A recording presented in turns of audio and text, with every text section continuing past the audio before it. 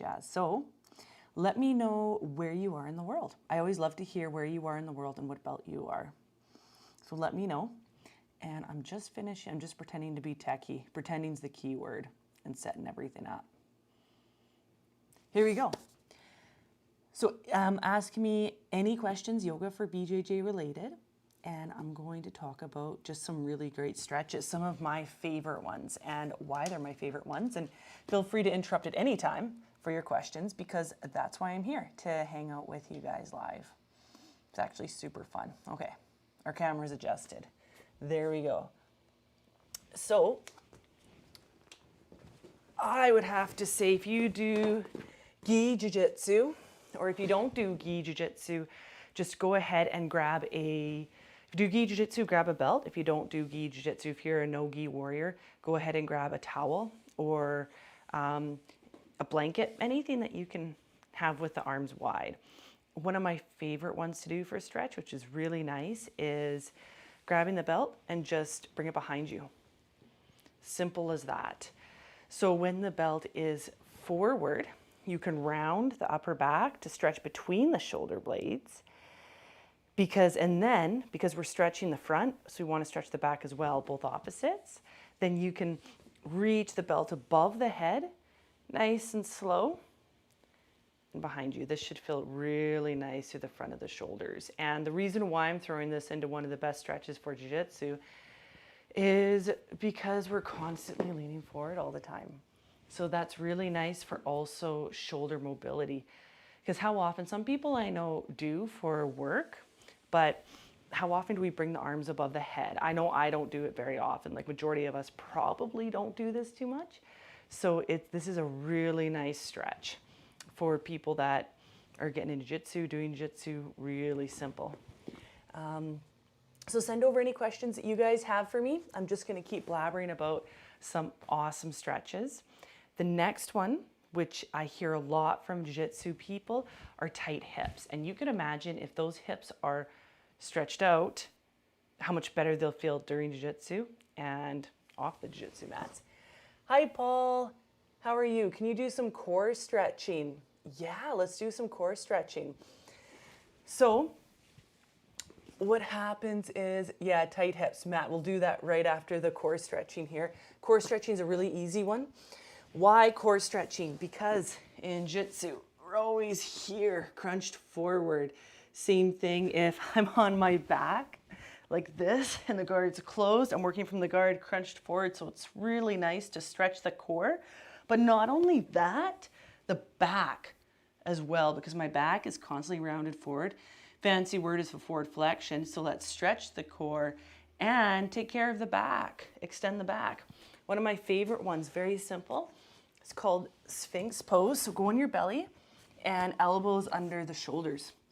Use the fingers to pull your torso up and forward and maybe tighten the belly a little bit.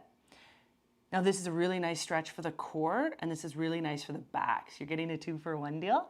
And if this is too much on the back, quite often it is for people, that's okay. If that's too much, bring the elbows out. And sometimes when my back used to be really bad, I would just put my chin on my hands and that was enough for me. So you can bring the elbows out to the side, elbows in front of you, or elbows under the shoulders. All of those are great. So that is how you can start stretching the core and also that back. Really, really great pose. It's one of my staples. The next one is for the hips. Okay, here we go. Just got home from class. This feels wonderful. I know, right, Kat? Kat, try this. I'm going to throw a bonus in here for you, okay, Kat? Go from Sphinx. Then, when you've been in Sphinx for however long you feel like you might need to, push off the hands and push the hips to heel. So widen the knees. Go to turtle.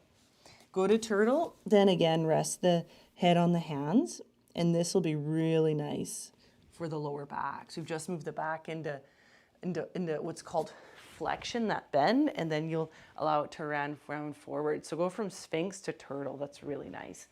Sometimes I'll sit in turtle while I'm working like this on my laptop. Next one is for those hips. Okay. Hips are always tight because they're so often bent, and there's a lot going on, a lot of major stuff in the front of the hips is going on. So I would say low lunge.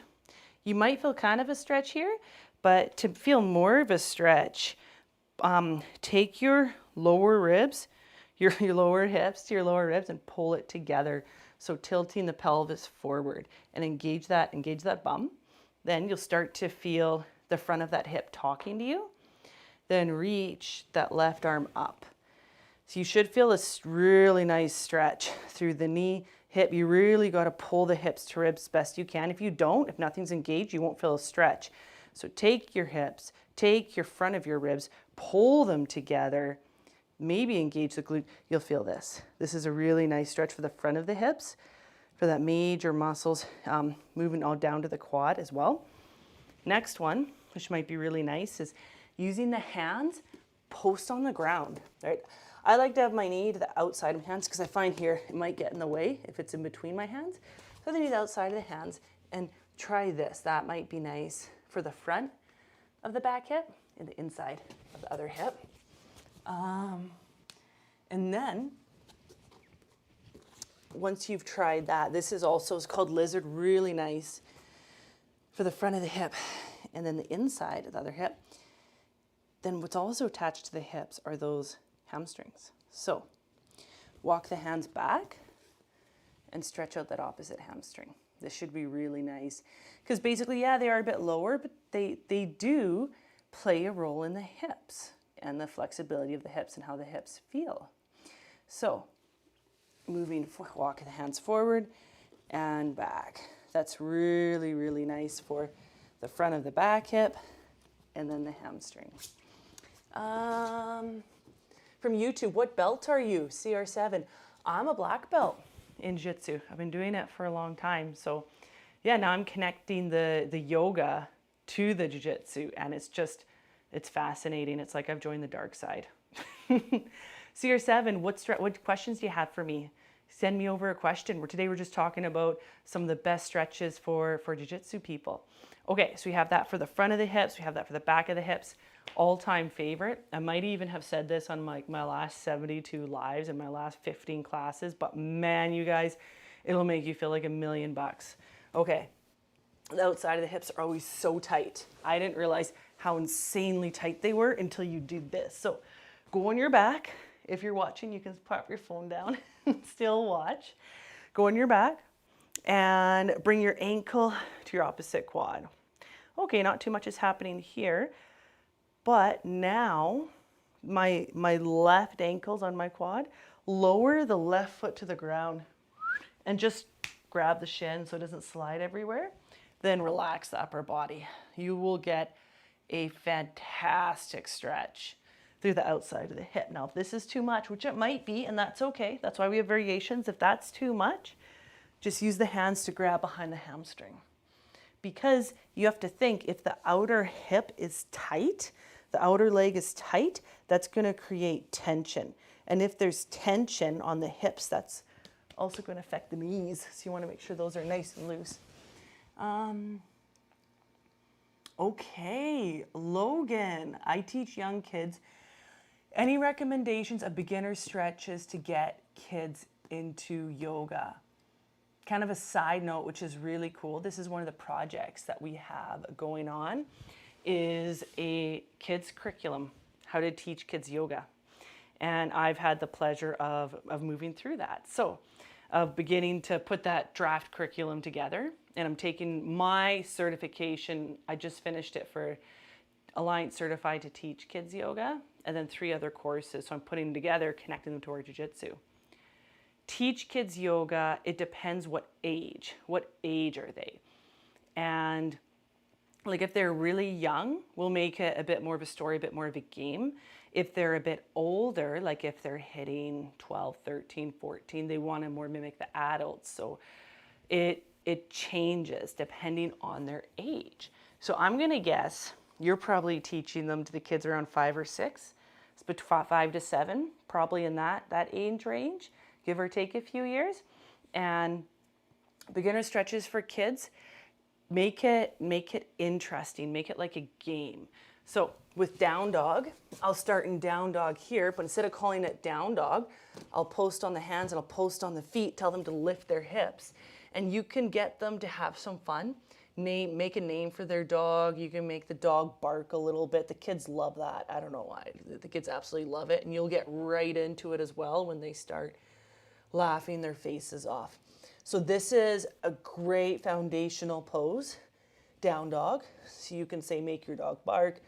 The next one, all the kids know what a lizard is. So stepping your right foot to the outside of the right hand. Here's your lizard. Make a noise like a lizard. So you can, make a noise like a lizard. And then you can make a story. If the kids are really young, you can go from your dog turned into a lizard. Why did the dog turn into a lizard? That's so hilarious. Make lizard noises. You can have them walk around like a little lizard, depending on the age. I'm talking a younger age group, like 5. Then you can get them to stretch their lizard. So drop the back knee, walk the hands back. Get your lizard to stretch out so they can become bigger and stronger. So I would make a story about that. And you can start with the kids. You can start with, you can do dog to lizard, which is really fun. You can also start from turtle. Your little turtle transfers really nicely to jiu-jitsu because this is turtle. And have them all rest in a quiet little turtle trying to hide. Get them to hide their turtle. So their head is down, their hands are really tight like that. Then, after that, have them move up to all fours, right? For cat-cow, and have them move into a cat, which is arching the back. And you can have them, like, if they're really young, like meow and make meowing noises to get it fun. And then round the back like a cow. And then from that cat-cow, go into your dog, and then lizard, both sides. Repeat that like 3 times. So investography. I'm good. How are you? So try that with the kids. That's really simple. And if you want me to kind of write out a bit of a sequence, you can message me. But I think if you did that, again, I keep saying it, but it's true, depending on the age group, if you have younger kids, move through that like 3 times. And the first time they get kind of used to it, the second time they're having fun, the third time is just a ball, right? You want them to have fun. You want them to love the yoga, and you always want to stop when they're having fun. Don't stop when, like, you want to stop at the peak of the fun. So then they're like, oh man, I want to do this again next time. And they get all excited about yoga because we're doing that that positive connotation to it. So that's what I have to say about the kids yoga. Message me if you want more information. Try that out. I am putting together a full curriculum for teaching it to the kids, which I'm super excited about. And I'm starting the curriculum. Of course, it's always our whole team that puts it all together. So that's pretty exciting. Okay. Let me know how it goes, Logan. Try it out. Message me if you need more questions. If you have any more questions, but make it a game, make it fun.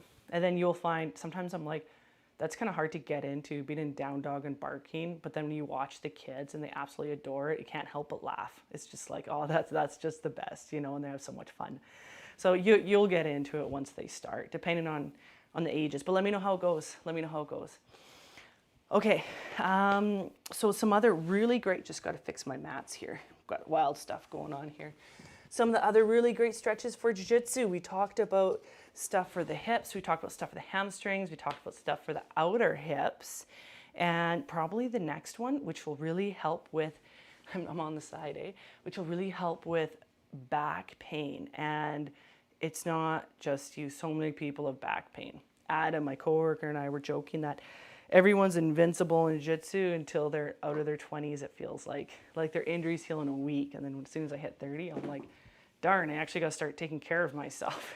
That's where the joke of back pain comes in.